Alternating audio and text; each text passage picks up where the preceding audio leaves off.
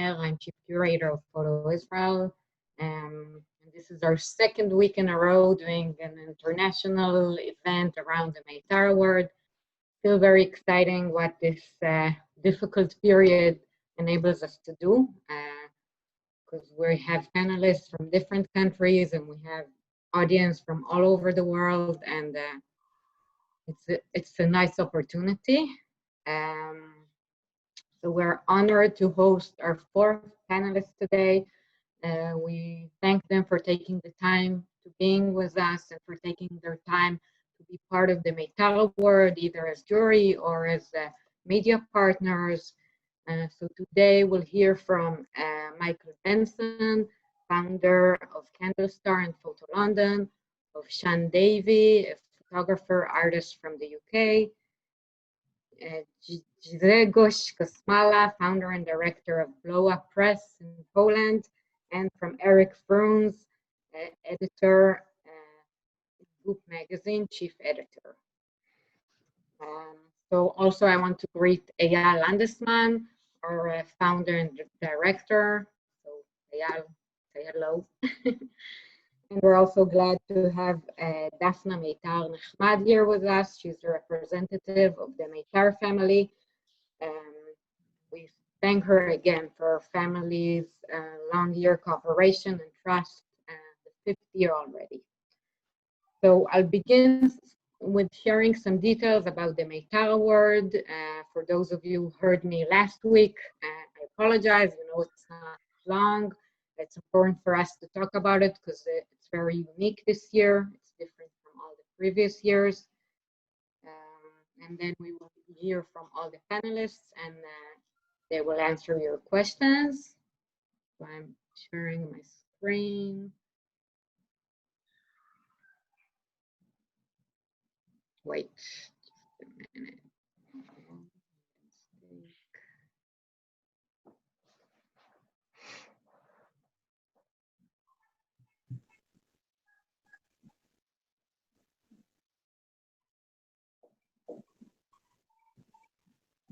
Okay, can you see it?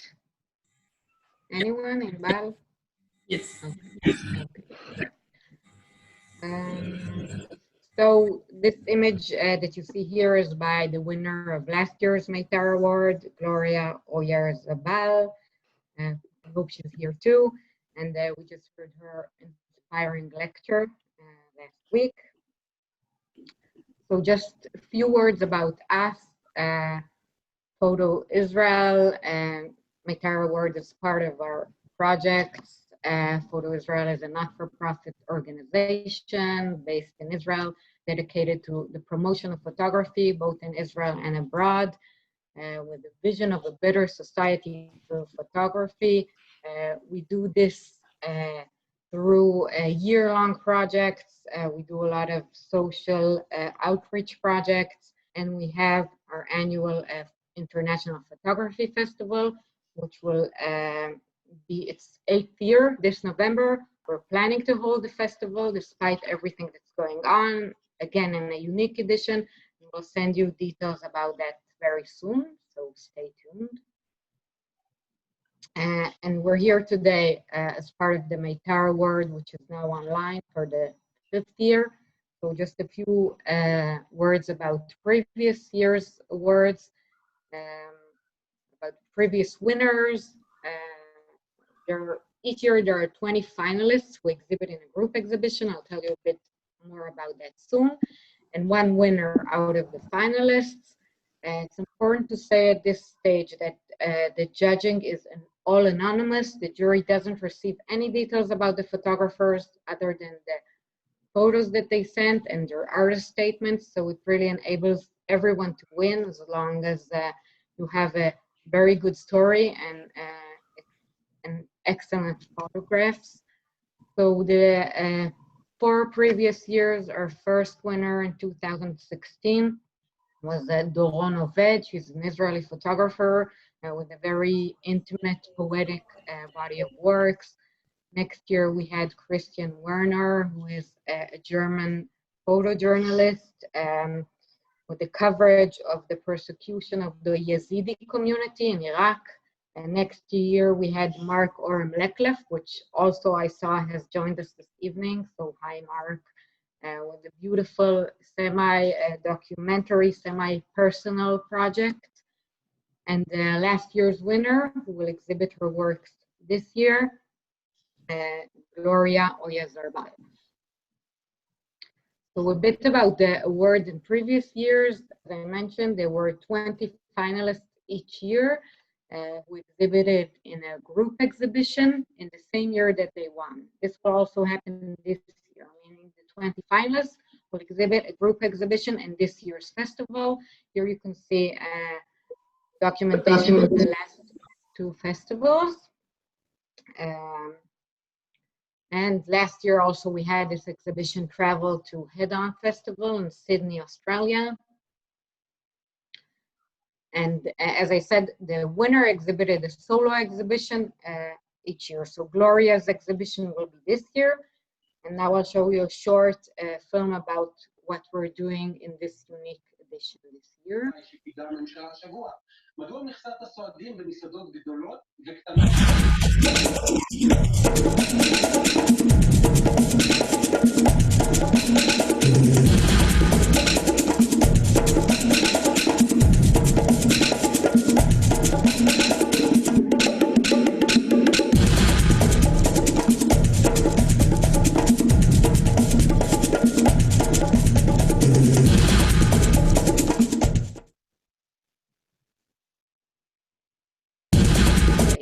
So some details about this year's unique award. We've decided to do a special edition for this challenging year. So the group exhibition will remain the same. All finalists of this year will exhibit.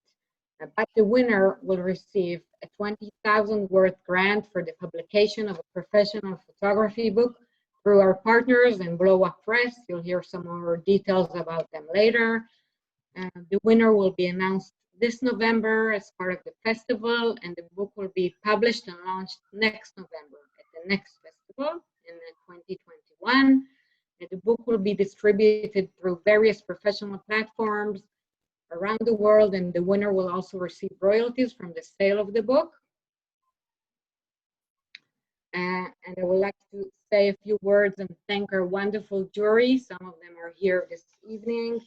Our jury is Davey, a photographer and head of the photography department at Bezalel in Jerusalem. Michael Benson, who will speak right after me. He's the founder of Candlestar and Photo London. Maya Benton, a curator and art historian from the US, visiting professor at Yale. Dr. Susan Bright, a curator and writer. Christoph Kandrovich, curator and researcher in charge of Photo Festival and Lodge and the Porto Biennale. Sian Davey, the artist who will also speak today. Miriam Koyman, art historian, writer, and curator at Foam in Amsterdam. Grzegorz Kosmala, founder and director of Blow Up Press, who will speak this evening. Dafta Meitar Nechmad, and the representative of the Tzvi and Ofra Meitar Family Fund. Rivka Saker, chairman of Sotheby's Israel, founder and board chair of Artis. And Istvan Viravolgi, curator, photo editor, secretary of the Kappa Grand Prize, Hungary. Okay, so now we're moving on to our speakers. So I'm going to stop sharing. And while Inbal is taking over the screen, I want to present our first speaker. So I'm happy to introduce Michael Benson. I'll say a few words. Michael Benson's career in education and the arts spans almost 30 years. He's an award-winning writer and film producer. For 10 years, he worked at the London Institute, now the University of the Arts in London, where he was responsible for developing the London Institute Gallery. He's co-founder of the cultural consultancy Candlestar that initiated the first edition of Photo London, and in the last 5 years, the fair has established itself as a key event in the International Art World Calendar. He's director of Prix Pictet, for which where he has curated over 90 exhibitions worldwide. He also curated the Sony World Photography Awards exhibition for a few years, and he is a member of the board of the Foundation for the Exhibition of Photography and a fellow of the Royal Society of Arts. Michael, you've done so much. Thank you so much for being here, and the stage is yours. Thank you very much. I just, in my introduction, what I would like to say is thank you for hosting us.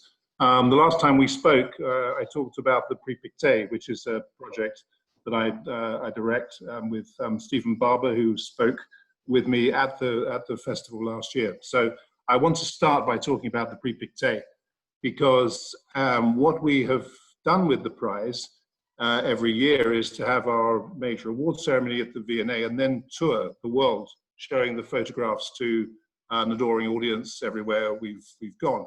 Now, the current situation has meant that that tour has had to stall. It was meant to be showing in New York at the ICP in May, and the work is actually still in storage in New York. So we felt we had a duty to the artists who were taking part in the Prix Pictet to do something about that, rather than just sort of saying, oh goodness, it's all terribly bad. What can we do to, in some way, make the tour live a little for an international audience in a way that we haven't thought about before? So we looked at various options for doing this. We looked at the way in which people had made viewing rooms, and it didn't quite work for us. I don't think it really replicated the feeling of being in an exhibition. I mean, I don't think anything does than actually being in an exhibition, but how can we get as close as we possibly can to the experience of being in an exhibition rather than just looking at essentially flat photographs on flat screens? And so what we did is we approached a digital artist, a man called Gabriel Stones, who had been working on VR projects with the Serpentine and other leading galleries, and said to him, you know, could you think through how we might present the work of the Hope exhibition that was at the V&A using game-based technology to make a much more, I hate the word immersive because it's such a cliche, but a much more immersive and much more interactive experience than might otherwise be possible if we were just creating viewing rooms. So we did that, and I'd just like to show you a short video, if I can, very, very short, of what we managed to do with Gabriel's help. Just, this is going to be very fast, so I hope no one gets vertigo as they're going through it. So I'll play it now. Or I'll try and play it now. There we go.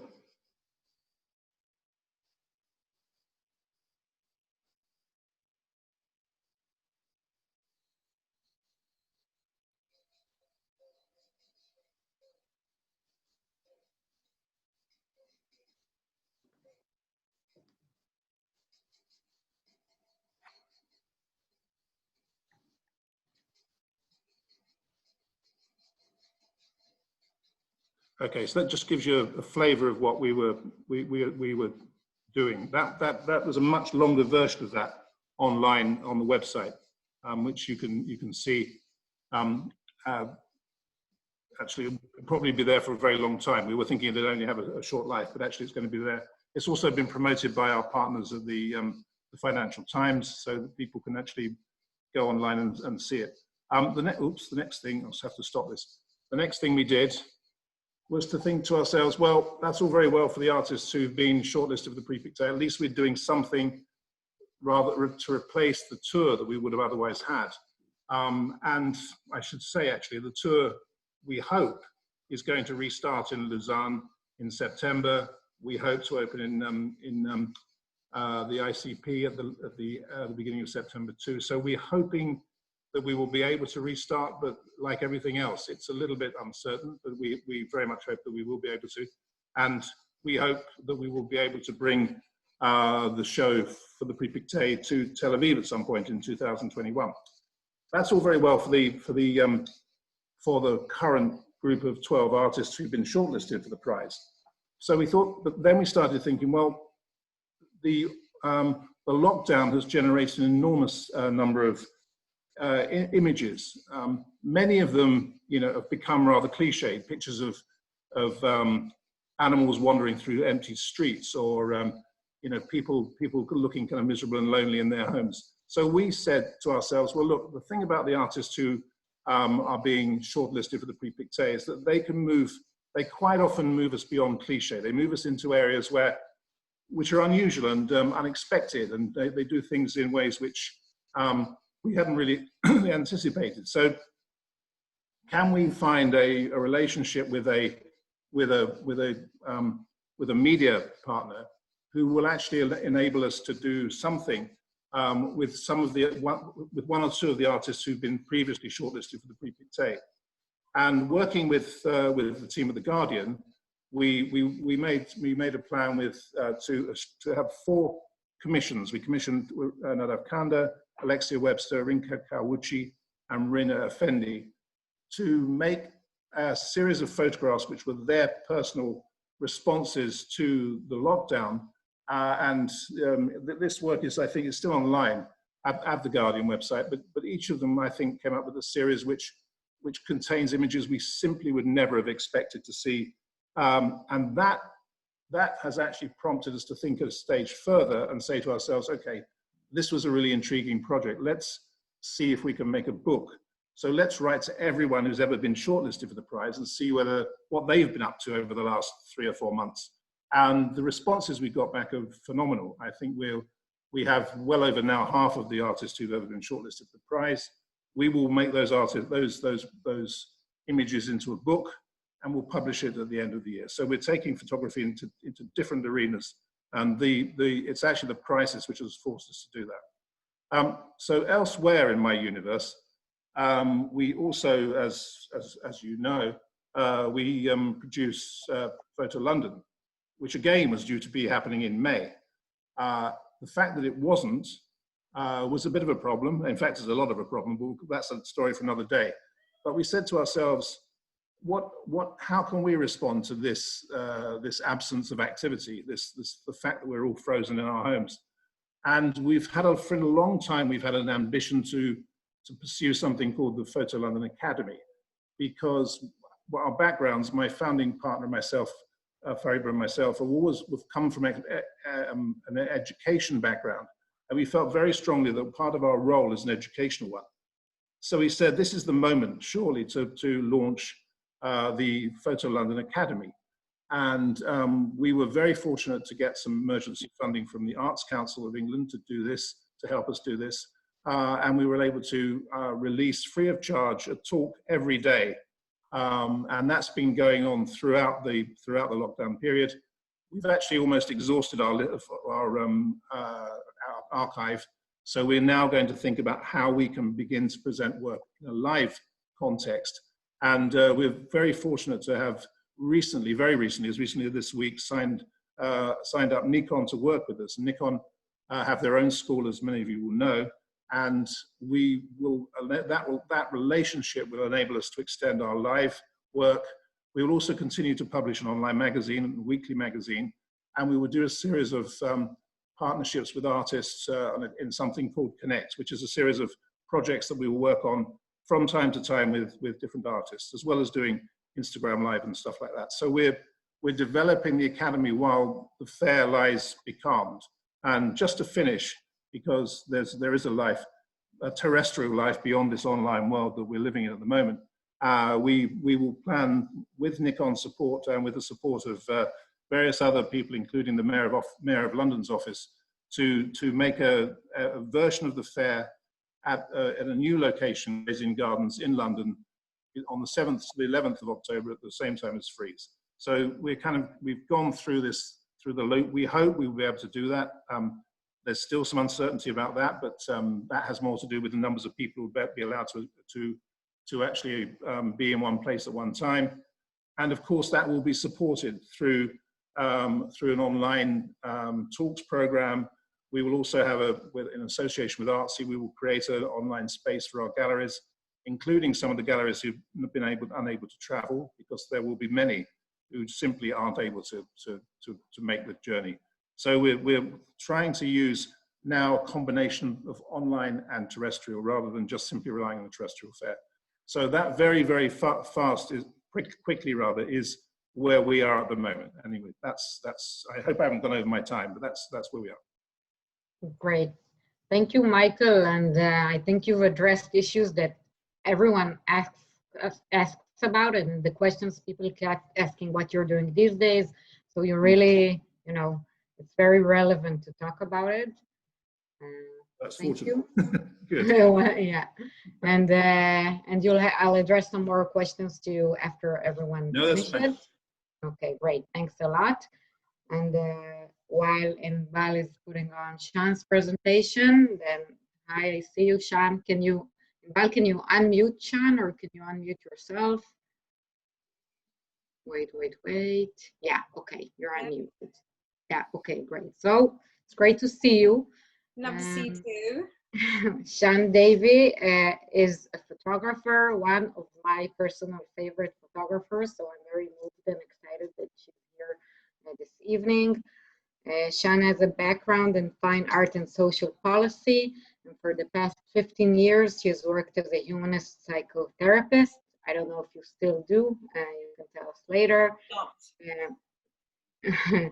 Sian has an MA and MFA in photography. She's been the recipient of numerous awards, including the Arnold Newman Award for New Directions in Portraiture, Prix Virginia Women's Photography Award, and the wonderful National Gallery Taylor Wessing Portrait Award, which she's been shortlisted for 3 consecutive years.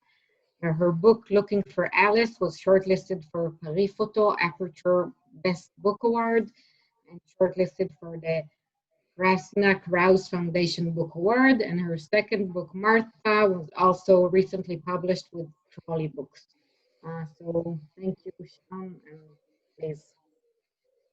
Right, great. So, forgive me here, I should have asked you before, how do I move the images from screen sharing? Just move it either with your mouse or arrows. The way you do it, if it was your screen, Inbal, can you put it on a full screen? I'm with you. Excuse me. Yeah, I'm with you. Okay, yeah, Inbal will put it on a full screen, and then you can just not read. Okay, great. Great. It's been a really strange time, you know, spending the last kind of 4 months out of circulation. I was very busy making work, you know, until the day I went into lockdown and shielding Alice in particular. And it's been a very introspective time. And so I've had very little contact with the world. So this is kind of strange, actually, speaking to the world. I've been very withdrawn and actually making a lot of work. But I'm here to talk about bookmaking. And there was inevitability about me making books because I was fortunate to, my first MA was in photography in the book, working alongside the brilliant David Chandler, who wrote the foreword for the Looking for Alice book, and Jem Southam. So very exciting. You know, and I'd actually just picked up the camera really weeks before I started that MA. And so I was extraordinarily driven, and it was a very exciting time. So making the work, Looking for Alice, the ignition for making that work was very complex. It came from my own personal story of having a child with Down syndrome and the shock of that. And so there were many narratives, you know, there was the political narrative about society's relationship with difference, and the mother story. I had a background in social policy, and the photographer story. And so making this book and bringing these images together was about making the decisions about narrative, about really what it was I wanted to communicate, what was important. increasingly, as I was making the work, it became about society's relationship with difference. And I keep coming back to this because that's actually the only reason that we see the planet. If we see the planet as different, if we see anything as different, then that's where there's conflict. So what would happen to live in a society where we don't perceive anything as different? We therefore take responsibility for that. And so the book for me was, oh, I've lost it. How do I move forward? Sorry, Maya. It's fine. And I know it also, there's a small delay. So can you try the down arrow? Yeah. Okay. So where's, did you do this? Yeah, perhaps you could just move them forward. I haven't got. Okay, so Inbal, just tell Inbal next, and she'll do it because it's Inbal. Okay, I'll just do a next then. Let's just do that. I'll just do a next. Okay, no problem. So it was a lovely process making the book, actually, because, you know, the work's very solitary. My work as a psychotherapist for 15 years is very solitary. And then I moved into another very solitary kind of career, if you like. And, you know, there was this kind of separateness, although the work is, making the work is obviously very relational, it's also very separate and very intense. And so making the book brought me back into relationship with people. Well, let's move on to the next. So these images I'm showing you here, should we move on next? Yeah. Okay.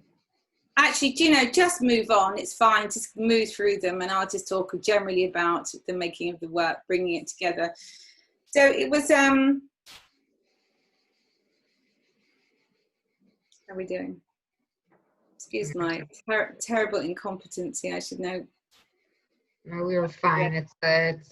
Yeah, it's fine. So I think it was just, you know, really wonderful to bring the work out and really kind of explore what my vision was. And as I said, bring it out into kind of this collaboration with my publisher, Trolley Books, and also the book designer, Emma Scott Child. And it was just really fascinating process just to see the work on the table and making that edit and define what was important. And the work became increasingly very intimate. You know, just holding the images in my hand actually became extraordinarily intimate and very focused, actually. It takes the work off the screen and into your hands. And then something happens. It's a very moving process, actually, making a book. You know, apart from the end result where you're just holding it and turning the pages, the process of bringing it together was extraordinarily moving. Shall we go through more of the images? Yeah. Okay, good. So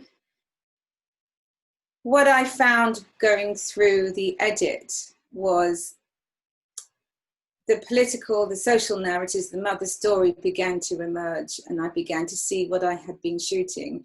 And so when you're making actually, you know, when I'm making work, I'm photographing from the unconscious. So I'm not deliberately deciding or choosing what it is that I'm photographing. There's a kind of quality about it, about being led. And so when I'm making, let's go, flicking through the images. And so when the images are in front of you, you begin to see what the unconscious was up to. And the beauty about working with film, of course, it takes a while to get the images back. So you get a whole collection. I mean, I shoot like crazy. So, you know, you get a whole load of film back and you get them developed, and then you just see what you've been up to. And that's when the magic begins. And so all the work, the research, a lot of my work is very heavily researched, actually. But the moment I start taking the images, I stop thinking. I get out of my conceptual mind. The thinking mind gets in the way of work, and what gets in the way of my work, I keep it to my personal story. And so once I get out of my thinking mind, I'm shooting from the heart. And then the stories begin to reveal themselves. Okay, we lost the screen. That's all right. Okay, Oh, now, I'll just carry on anyway. So these collections of stories are of Looking for Alice, are some of them about me. I mean, these are the first images I ever took. And so they are about me discovering light, about me discovering pigment, about me understanding where the importance of composition, about really how to hold someone in my kind of relational field, actually, where to place myself, where to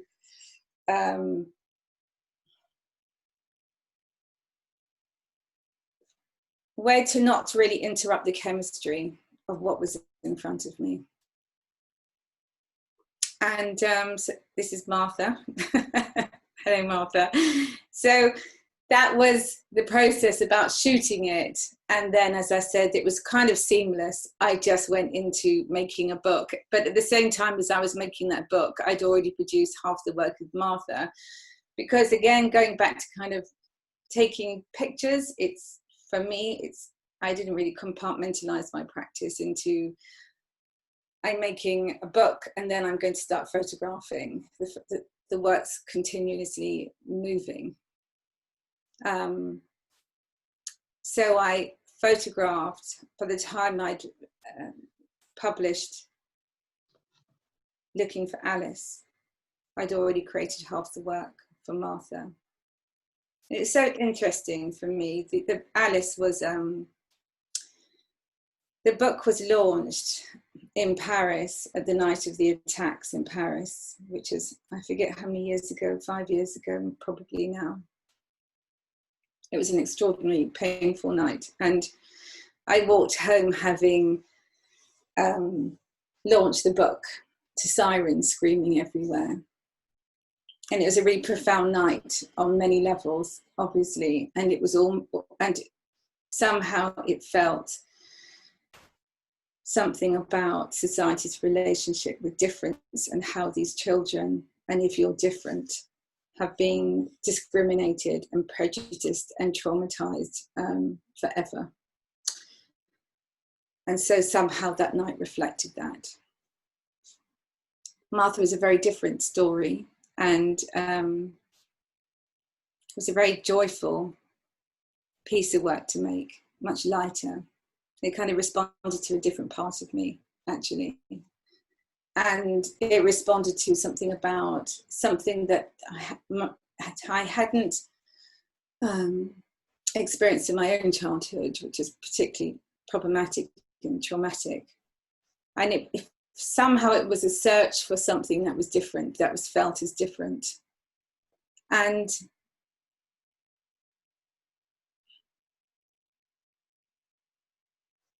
so making this work, I just walked alongside Martha, and it was really joyful. She was very open to be in relationship with me. And she really got my vision somehow. There was this kind of unconscious collaboration in the making of the work. And it was never really spoken about, actually. The only time it was spoken about was when she hit that moment, as young people do when they want to separate and need to separate from their parents. There were edges around that, because how were we going to continue when she needed to be away from me and away from the home and the domestic space? But again, somehow she got my vision, and she kind of said, come along and come on board in my life. So that's what happened. So the narratives aren't so complex. And as they were with Alice, it didn't really pull on me in the same way. But visually, it was a very exciting period in, again, understanding and just seeing through my lens, actually. And in the way that, I've just made a body of work, which I'll publish from COVID. It's just kind of all sitting in my room around me. And having this wonderful thing about photography is being able to frame the world in this space and decide what's important in it. And it never ceases to be full of potential. And it never ceases to be exciting. So the images here are me really, I mean, I'm always learning. I'm always curious about what's possible. Can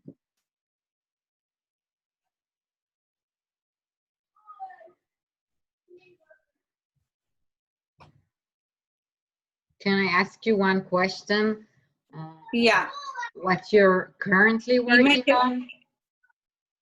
Pardon? What are you currently working on? Like, what's your next project? Well, I've just created a whole body of work from lockdown about the psychological tensions in my family and how I held that dynamic over 8 weeks with the children. So it's all around my house. In fact, my whole house is actually, you can see it from here. I've been kind of editing. So that's what I'm working on at the moment. I'm also working on the work from the Eugene Smith last year. The Testament work about inequality,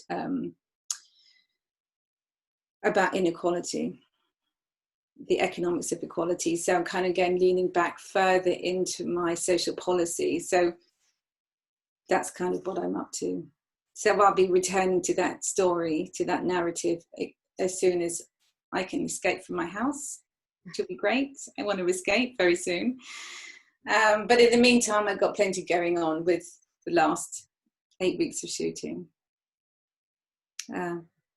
So that's kind of where I'm up to. Okay, great. Thank you so much.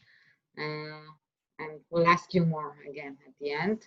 Thank you, Sian, for the beautiful works, always. Thank you. Okay, so our next speaker is Erik Vroons. Erik is editor-at-large for GUP, the International Platform for Creative Contemporary Photography, and chief editor for the print edition of GUP Magazine. He's also an author and critic and has contributed text to several other international print magazines, among them the British Journal of Photography, Acon, and the various blogs and monographs. Erik is based in Amsterdam and holds an MA in Photographic Studies from University of Leiden and an MA in Media Studies from the University of Amsterdam. So are we sharing in Bal? Are you? I'm here. Can you hear me? Yeah. Yeah. We're waiting for your presentation. Yeah.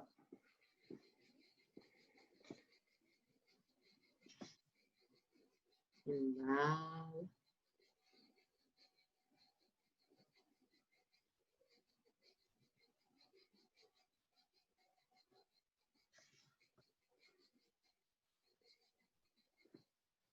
Okay, maybe there's a problem. I'll try to share it from my screen, but or do you want to? Do you have it with you, or would you rather I do it? If you can do it, please. Like, I'm also not really good with this stuff. Yeah, no problem. I'll try to do it. Just wasn't ready for this. Oh, here. It happened. It's not me, but it happened. So. Okay. So in Bal, view full screen. Right. And then you can just, you know, like Erik, you can control it. Yeah. Okay. Okay.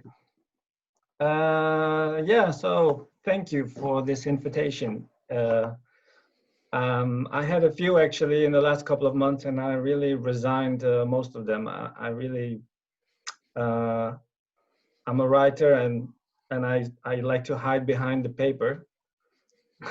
But yeah, I'm really happy to be part of this, and also in the context of our media partnership.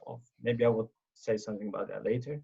But it's also a great opportunity because our magazine actually will exist 15 years this fall, and it started in 2005, and it looked like this.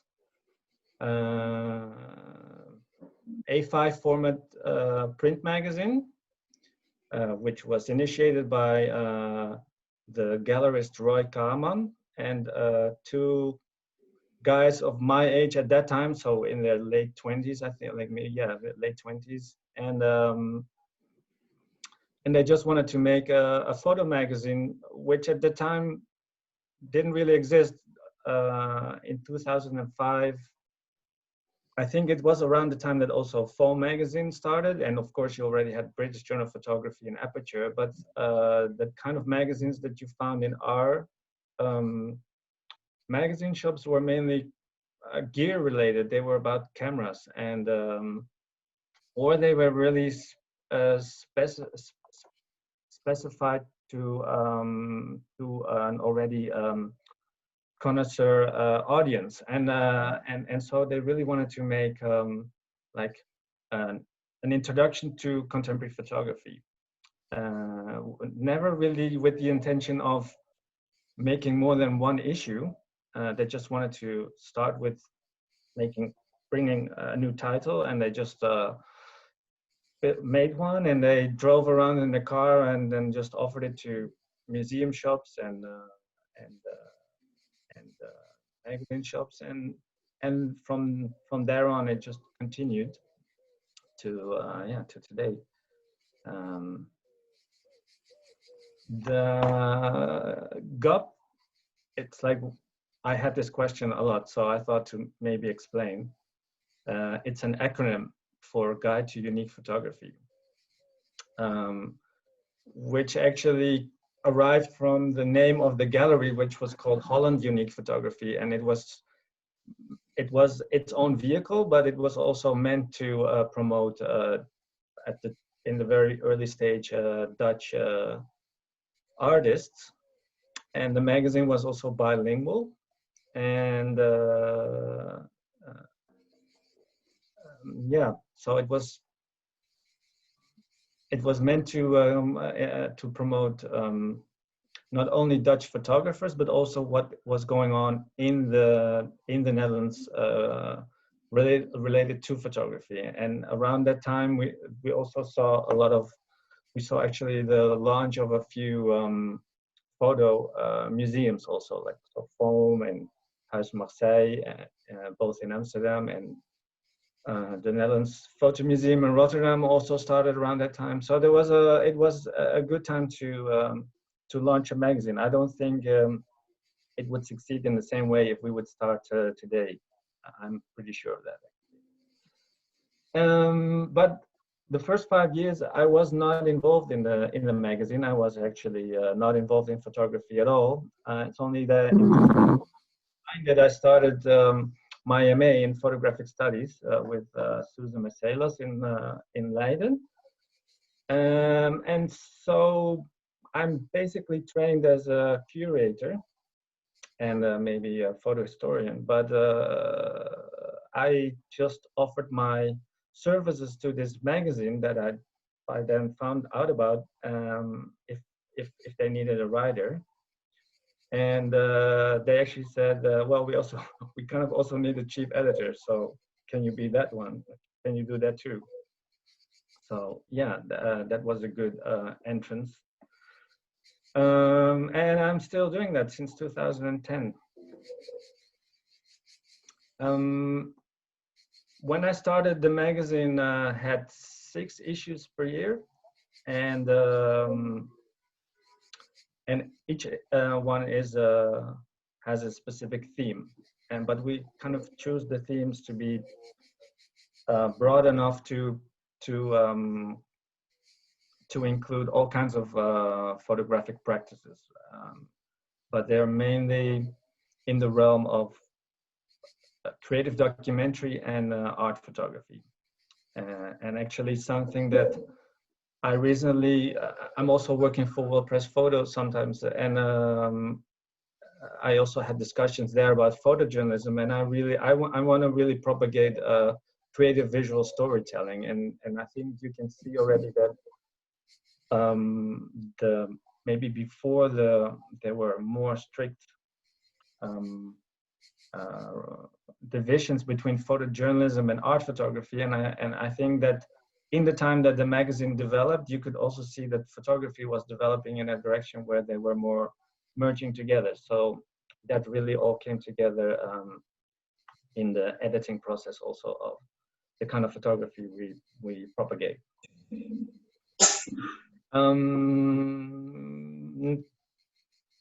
The magazine has changed over time, but I think that the main segments still remain the same, that we feature portfolios, we write articles, we review books, and we also highlight events that are upcoming in the time that we are coming out. So I'm actually now working on the next issue, which is scheduled for September, November.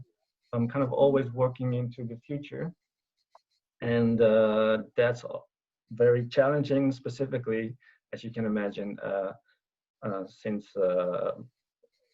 February, March. The issue that we currently that we have now, I can show you that this is our current issue. It was pretty challenging to find any events happening in the period of May, August.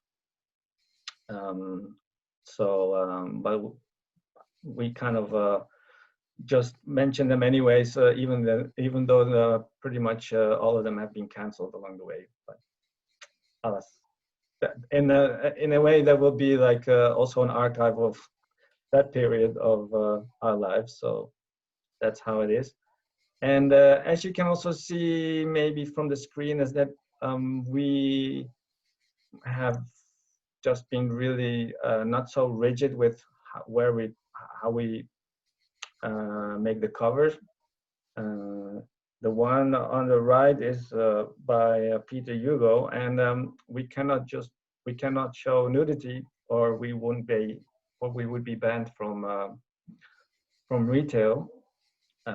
And so we just decided to lift the logo a little bit.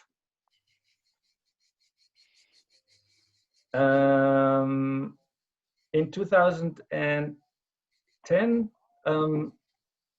we really became a multi-platform magazine. So the website already existed from the very beginning, but in 2010, we really were as much a print magazine as an online magazine. And online is giving us the opportunity to have really almost like daily features, and also have more lengthy book reviews. Yeah, I very much advise you to go check out the website. Maybe not now, because we are just in the process of renewing the platform, and so we have a great archive. So I really recommend you to maybe in a week or so try out keywords on our website to really find the things we featured, yeah, in the last 15 years. And the print magazine from then on became a quarterly issue.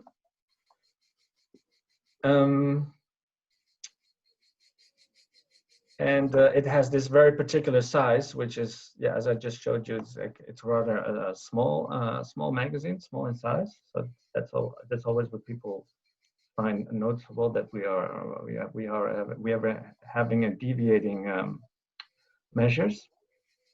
And the cover that you see here is the Los Angeles issue, and for that one we experimented with an app called Layer. And so when you that was in 2011, and when you put the smartphone on the cover with the app, you got to see a video. I have no idea what happened with that app, but that was really an experiment that that application wanted to try out with us. In this case, it was actually don't really know who that photographer was, but it was an experiment, and I guess I haven't heard of the application anymore, so I don't think it really was a big success. We sometimes really like to collaborate with external partners. For example, we partnered with the Rijksmuseum, the well-established art museum here in Amsterdam, which had to close for 10 years, but then reopened a few years ago. And they have a really, really rich photo archive. And they asked us if they could show highlights of that archive in our magazine. And then we said, yeah, let's do add extra pages, and then you just flip the side of the magazine, and then they could have their own GUP magazine with their own content in front, and then when you flip it back, it would be the regular issue. And last year we did the same with an organization called Photolucida. They're based in Portland, and they also organized the Critical Mass open call for emerging photographers, and that was also really interesting for us, both for their content, but also for the strategy of us trying to seek base in the United States. The thing with the print magazine is that our audience is all over the planet, and very scattered, and the challenge is to really reach out to the people that are actually interested in buying print magazines. And very often I get the question, where can you be found? And actually, I really don't know, because that's really the distributor who decides where it lands. And actually, we are no longer in retail, but I might get back to that at the end. So this was the front of their cover, which is basically the backside of the magazine.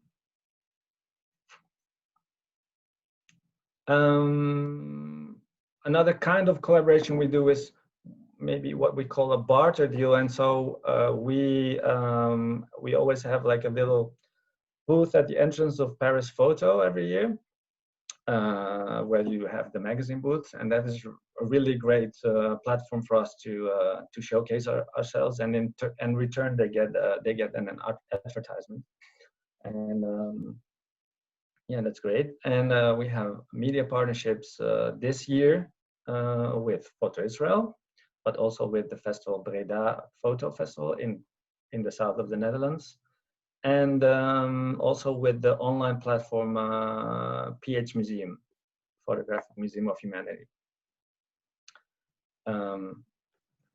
And this is our current issue. And we also, so that's actually the thing now, because of COVID, we cannot do retail anymore. I mean, at least we could not do retail for the last issue, the current issue. But that also goes together with the fact that retail is like shooting hail to your audience, and you don't really know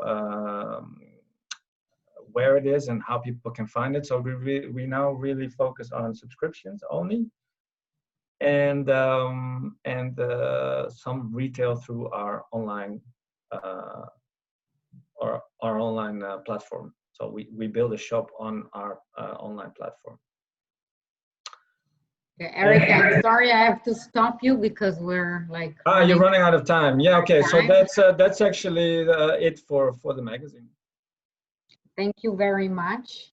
And now I know it's pronounced GUP and not GUP. So You can pronounce it as you want. okay, thank you, Erik. And now I want to introduce our last speaker for the evening, Grzegorz Kosmala, our partner in the prize this year, the founder and CEO of Blow Up Press in Warsaw, editor-in-chief of GUP Photo Magazine, publisher of photo books, originator of Debuts, a platform for promoting emerging photographers. He serves as a juror in international photo contests, ours, and other than that, Sian International Photography Awards, Goma Photography Grant, Urban Photo Awards, and Poznan Photo Diploma. Graduate from the Media Management and International Relations and Diplomacy faculties at the Nowy Sachs School of Business in Poland. Okay, we have the presentation, so we can start. Can you hear me? Yes. Good. So welcome everybody. I'm very happy that I can participate in this panel discussion this evening. I'm Grzegorz Kosmala. As Maya introduced me, I'm a head of Blow Up Press, which is a boutique publishing house. We started in 2012 in Warsaw.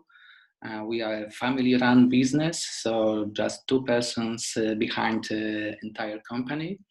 From at the beginning, we were a typical online publisher. So we started with the online monthly dog photo magazine, which was dedicated to documentary photography. That's the name of the magazine. Then we also started with the online quarterly dedicated to fine art photography called Contradog. But in 2016, we decided to switch to paper with our magazines and created one, and thus we created Dog Photo Magazine with Contradog as a column inside the magazine. And I'm very happy to tell you that we are waiting for the signal from the printing house when we will start printing our new issue that is going to be launched during second half of July together with the Photodog Utrecht. And this edition will be dedicated to two topics. One of them is migration and the second one is collective memory. But going to books, we started to publish books in 2014 at the second anniversary of our company. The book was called Debuts, and we produced 5 of them. In each, we presented a different group of most talented emerging photographers, first from Poland only, and then also from other countries. But at the beginning of this year, Debuts has been replaced with the BUP Book Award. And the main prize in this competition is a professional publication contract. And the winner of this contest will have a photo book published and designed by Blow Up Press. So today I'm going to present you 3 books that we published. The first, I'm controlling the screen. The first book was called 9 Gates of No Return. It is by Agata Grzegorska, a Polish female photojournalist. The book presents 9 people living in a very special place in Poland, and this place is called, yeah, exactly, Erik, it is the book I'm talking about. They live in a very special place in Poland, which is called Bieszczady Mountains. They moved there between 1960 and 1980, and they moved there because this place at that time was completely empty. It was empty because just after the Second World War, Polish government took people who lived there by force and located them in different parts of Poland that were emptied by Germans. So all people who wanted to hide or to rediscover themselves or to be very close to the nature, because it is extremely undeveloped place, moved to Bieszczady Mountains. But today, for the people who are presented by Agata in her book, they cannot come back to, let's call it, reality. because they don't have families, they don't have a place to go, so they live there completely alone. In many cases, they don't have electricity, they don't have fresh water, they live in a buildings they had to build for themselves alone, of course.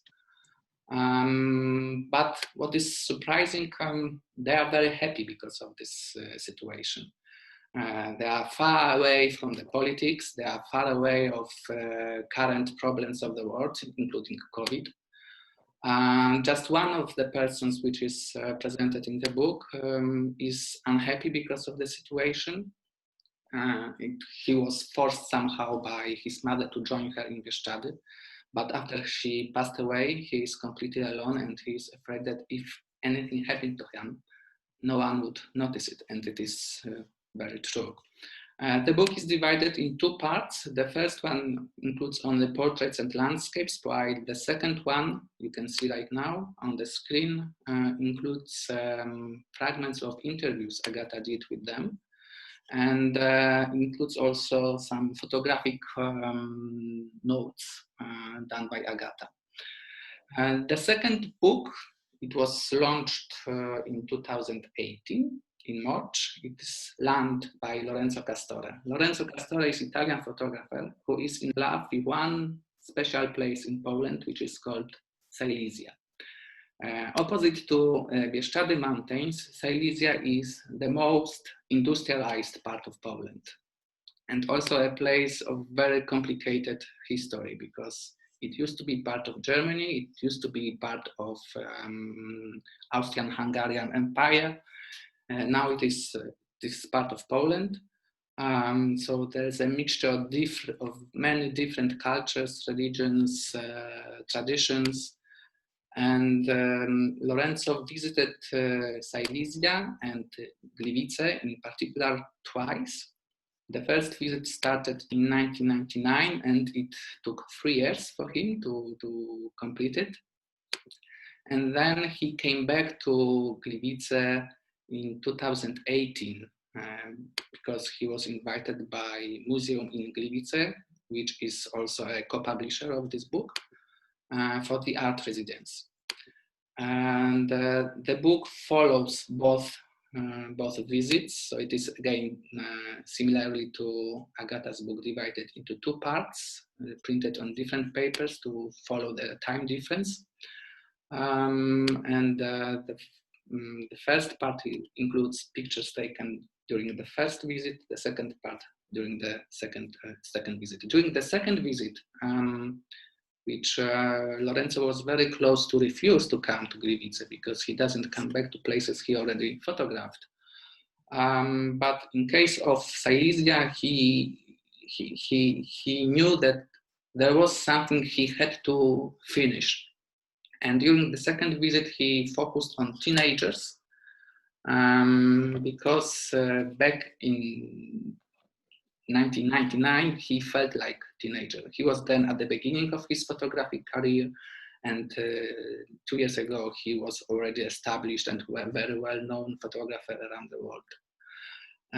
So he focused on teenagers, one in particular who guided him to rediscover Silesia today. And the guide for Lorenzo was like himself 20 years ago when he visited the Silesia for the first time. And the third book, it is our latest production, overstayed by Ilias Georgiadis. Ilias Georgiadis is a Greek photographer, one of the winners of our last debuts edition. And this book is about Ilias himself.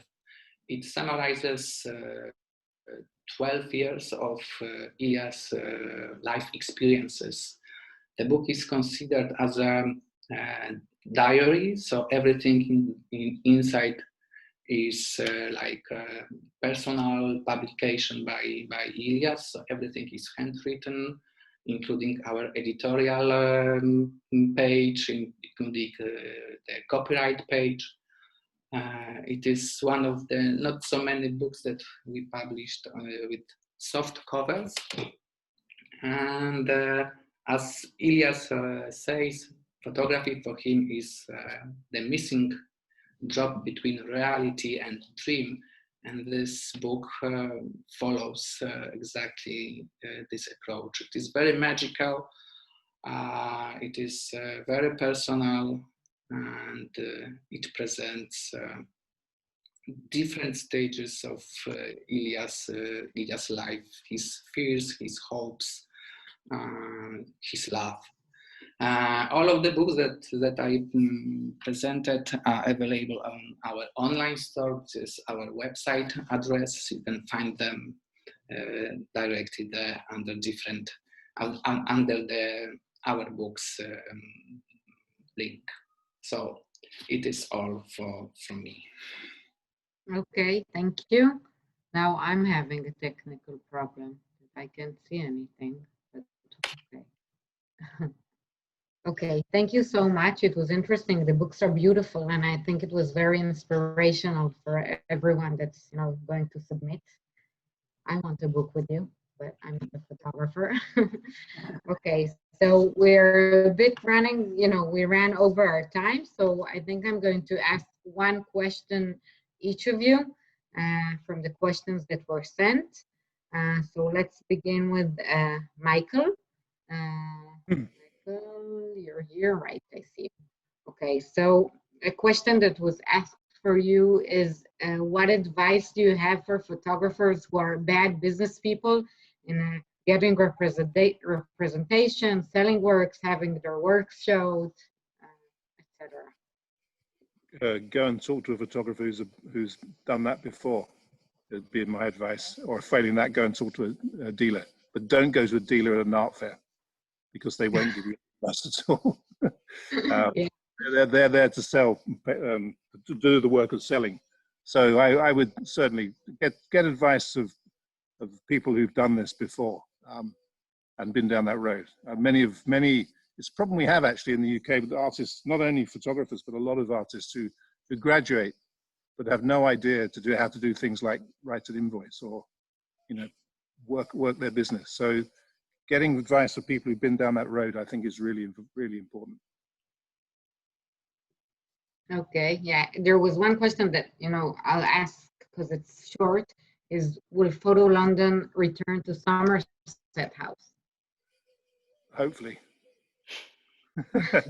I mean, we're in such an uncharted waters. I don't know. I mean, we hope to. We love Somerset House. They've been amazingly supportive of us.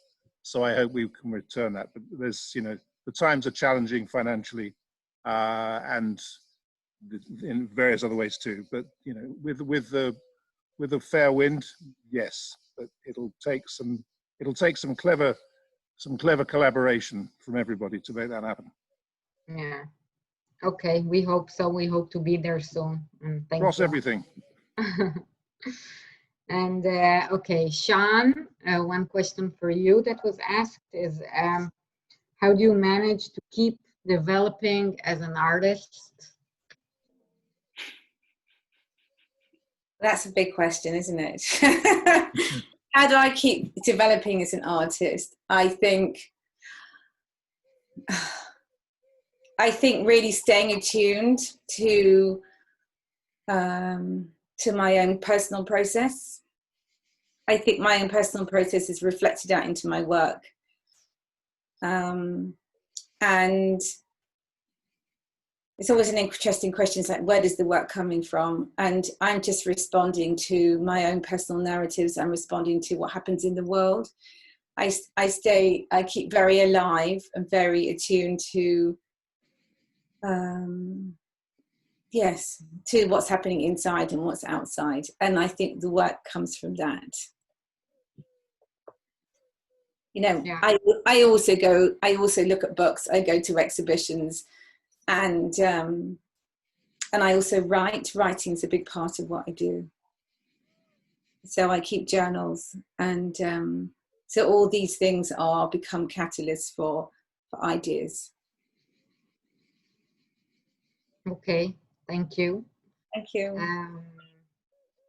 Erik, question for you. what new thing would you like to find and put into a GUP magazine? What new thing? Yeah. Oh, the great thing about new things is that they're unknown.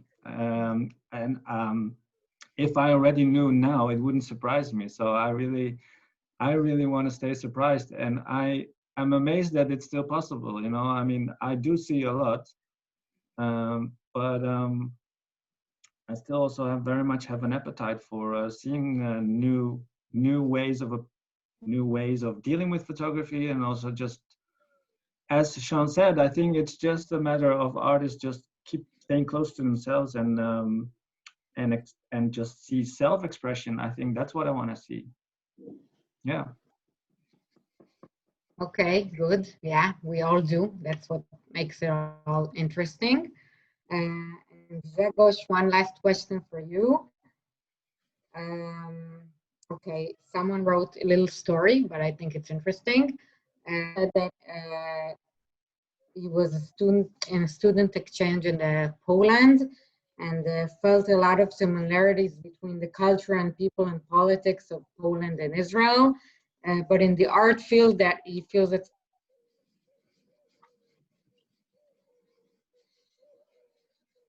that have had similar history. Maya, sorry, but I lost a few lines that you read. Okay, yeah, I feel that my internet connection is getting tired. So someone said that he sees a lot of similarities between Poland and Israel, but a lot of difference in the art, because he feels that Polish art has much more humor and lightness to it. And what do you think about this? Wow, it's quite a complicated question because in fact, I know not so much about Israeli art. So I think that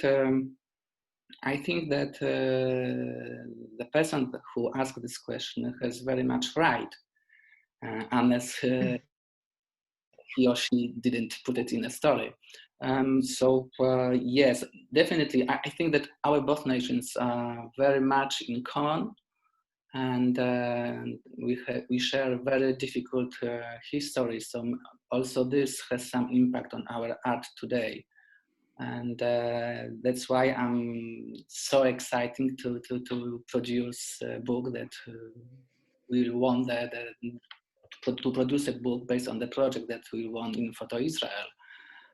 Because thanks to this, I will know more about your country and about your art, also, although the contest is international. Yes, so I think that it's also what I can answer for this question right now. May I say thank you, please, for a very, very interesting program. I am from Israel, and it was wonderful, wonderful to hear so many different views. And I take it as a treasure for me. Thank you.